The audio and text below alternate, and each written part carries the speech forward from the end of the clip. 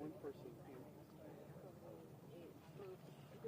My daughter said, if I can ship for Father's Day, and then, but you have to build it. A shed, Father's Day, but you have to build it. Yeah, no, my daughter works for a non-profit that was not a ship.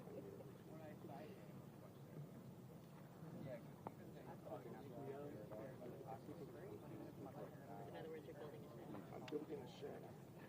And I had a couple of friends help me.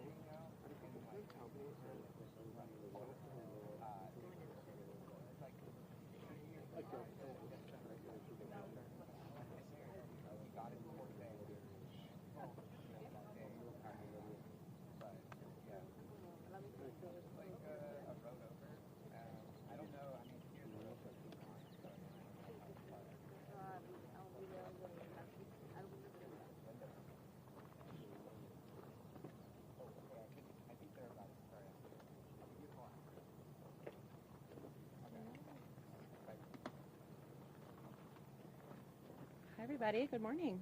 Good morning. Good morning, and thank you all for being here today. My name is Laura Galindo, and I serve as the Public Information Officer for Yolo County Office of Emergency Services. We are here today to provide an update on the Oakdale fire response, recovery efforts, and the impact this tragedy has had on our community.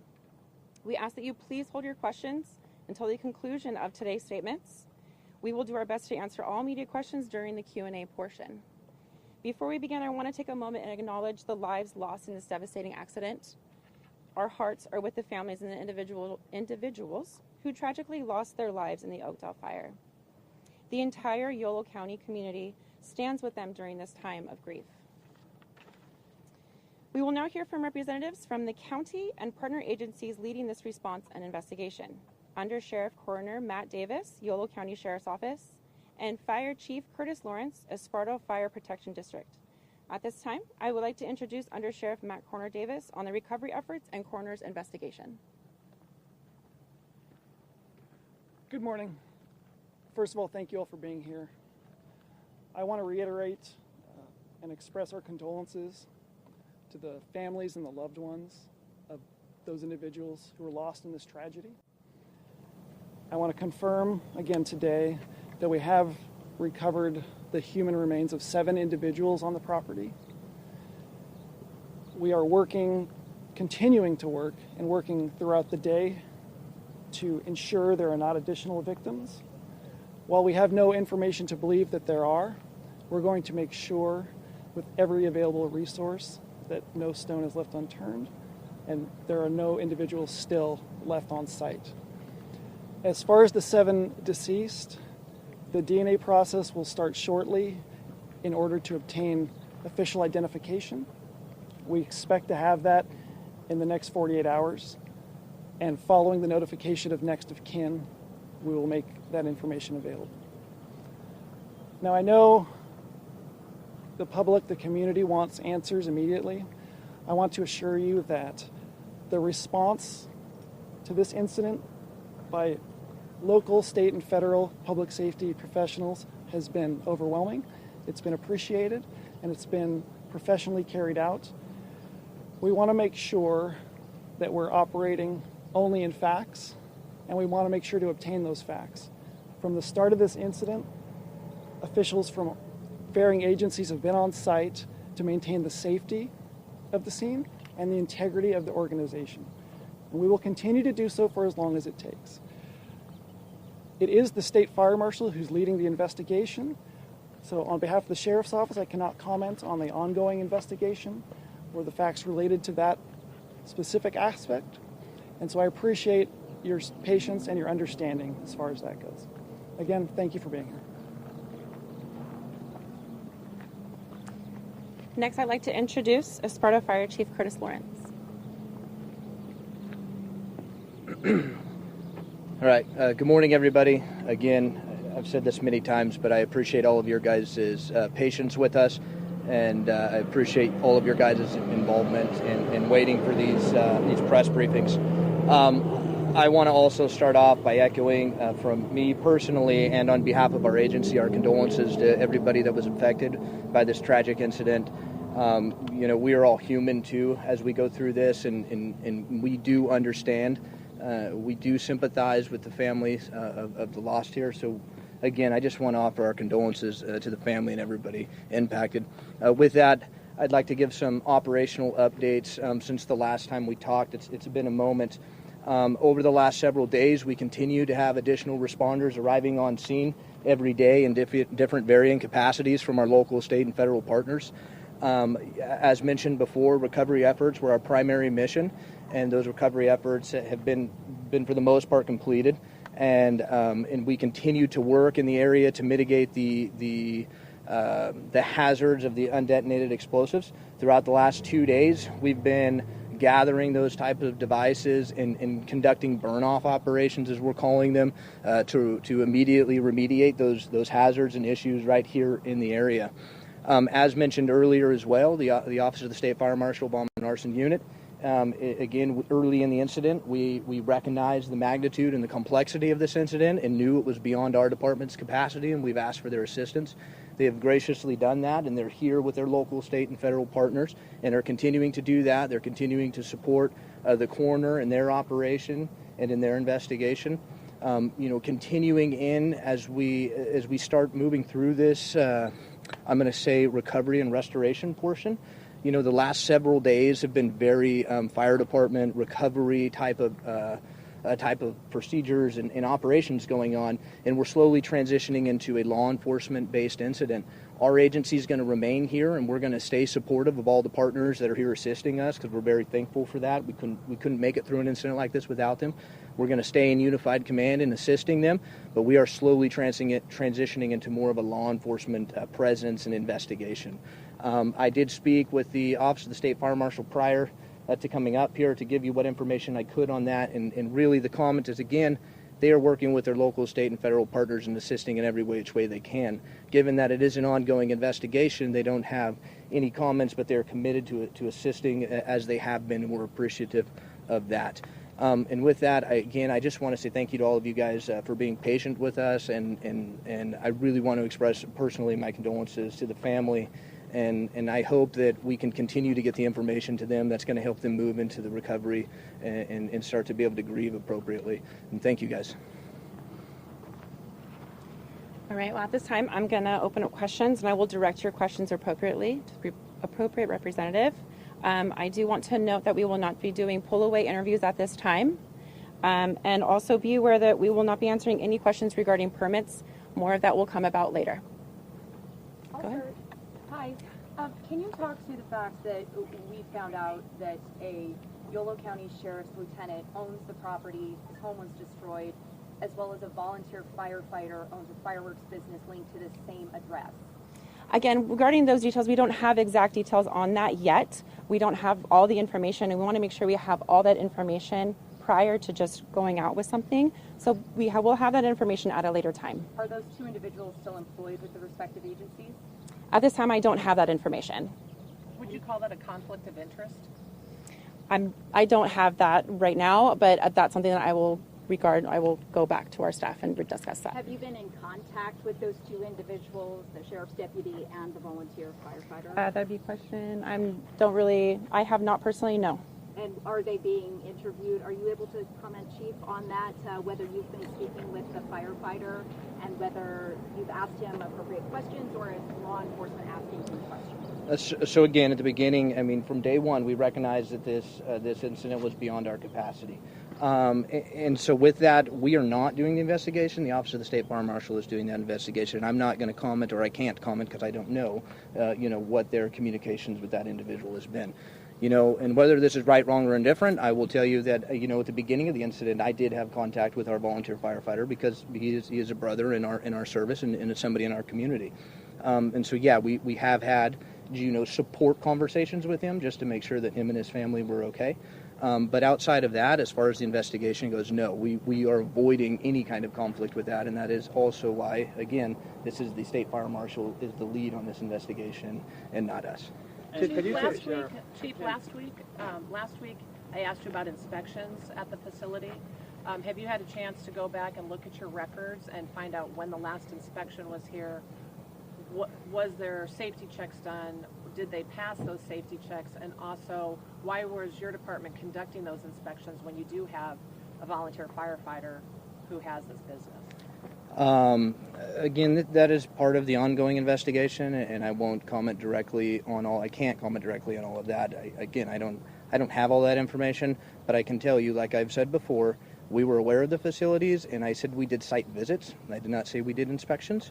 So just to clarify that, site visits were just to be aware of what was here, and that's what I can give you on that. Is that volunteer firefighter still a volunteer firefighter with your department? The volunteer firefighter is currently on a leave of absence. Chief, some families have been concerned about the response initially when it happened with the people that were inside the facility. Can you take us through what was the response initially, knowing that there were people within that building whose lives were at risk? Yeah, and this is a tough thing to discuss. And as an incident commander of an incident like this, it's a really tough decision to have to make. Again, it's almost hard to talk about it, right? We always want to put life safety as our first priority. It is always our first priority. But we also have to be able and be professional and assess the situation for what it really is. And given the magnitude of this incident, staring at that incident, knowing what was occurring, we had to make the most appropriate decision to protect the rest of the lives that were at stake. And so we made the decision to conduct the operation that we did, which was more of a defensive operation in mitigating the spread of the incident. Prior to the fire, was this facility known to you? Did you know there were fireworks at the site? Again, we have done site visits before, so yes, we knew that there was a facility here. What does a site visit entail? A site visit entails just basically coming on site and understanding what the operation looks like and understanding, that is there. Just having for pre-planning and understanding, what something may look like. In your news release, you said you're going to release information about the investigation itself. Can you walk us through what your knowledge of what might have caused this to go up in the first place? Where does that stand right now? Because as we understand it, this is also zoned for agriculture. And as we all are aware, agriculture supplies can also be quite explosive. Do we have any initial fact-finding as to what went off first?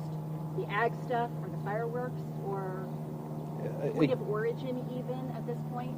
Again, this is a incredibly complicated incident and investigation. There are so many layers to this.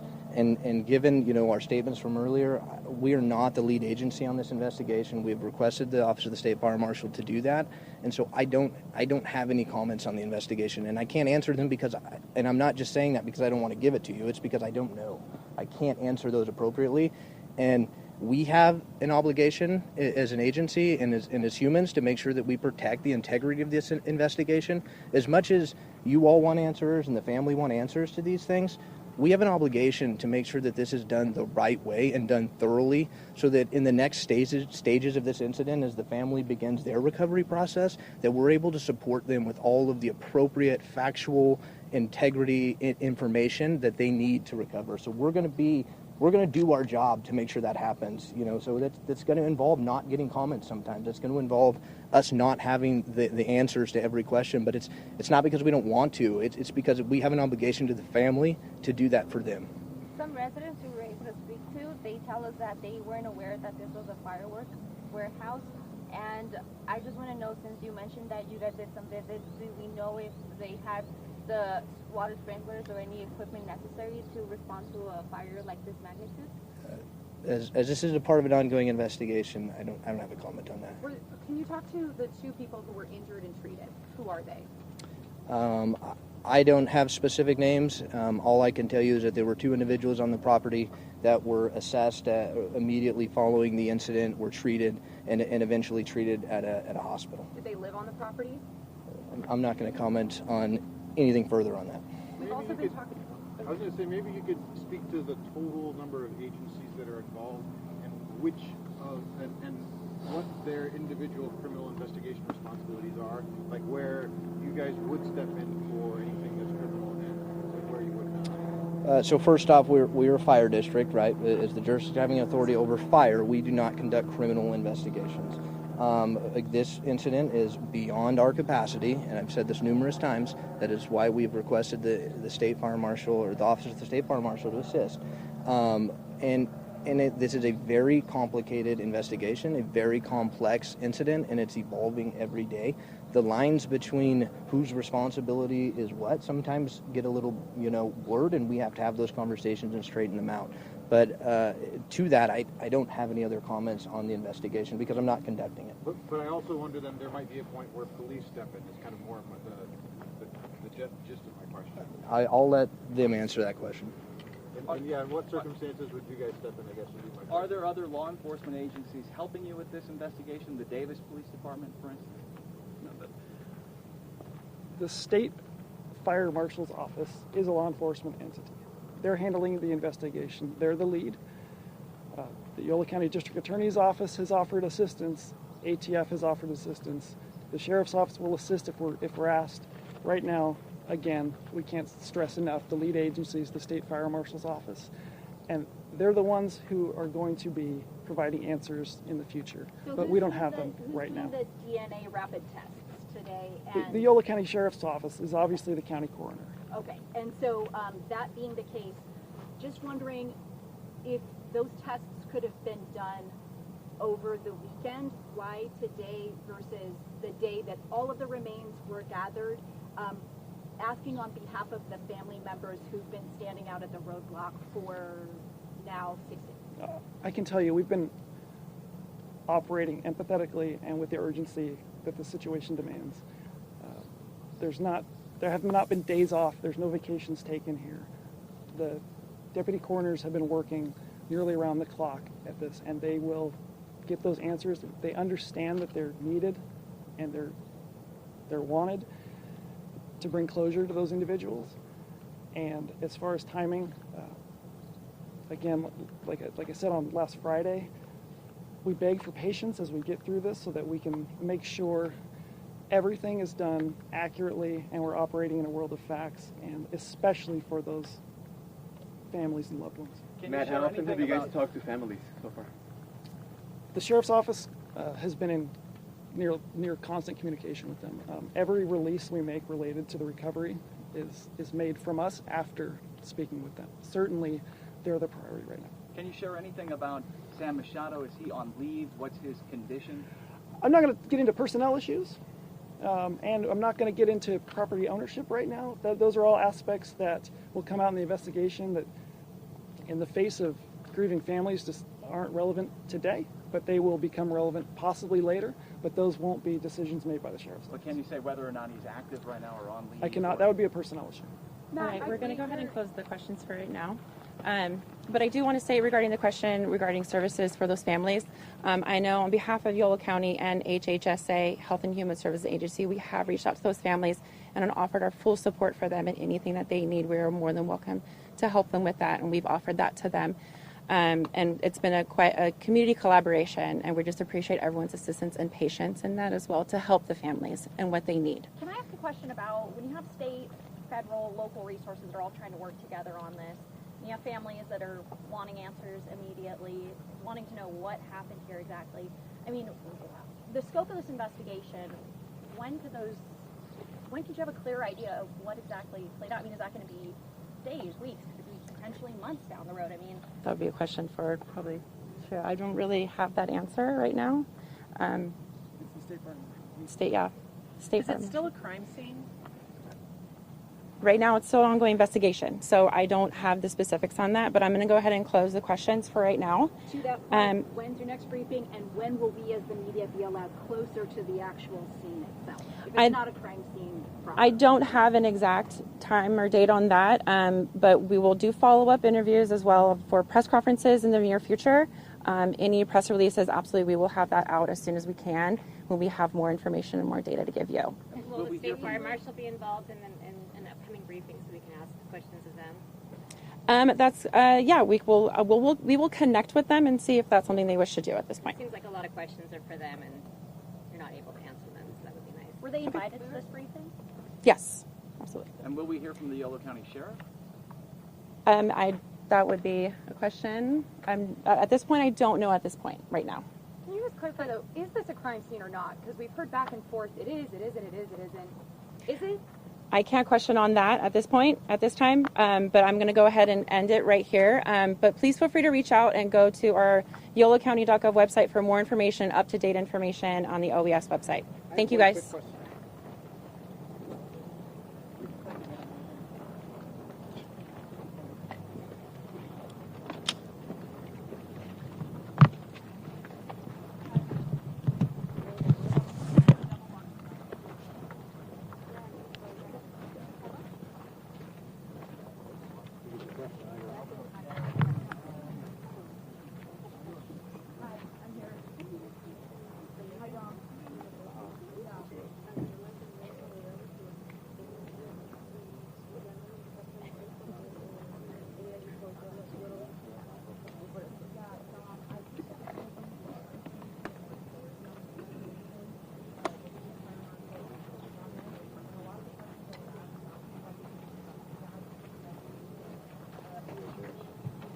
Con esto,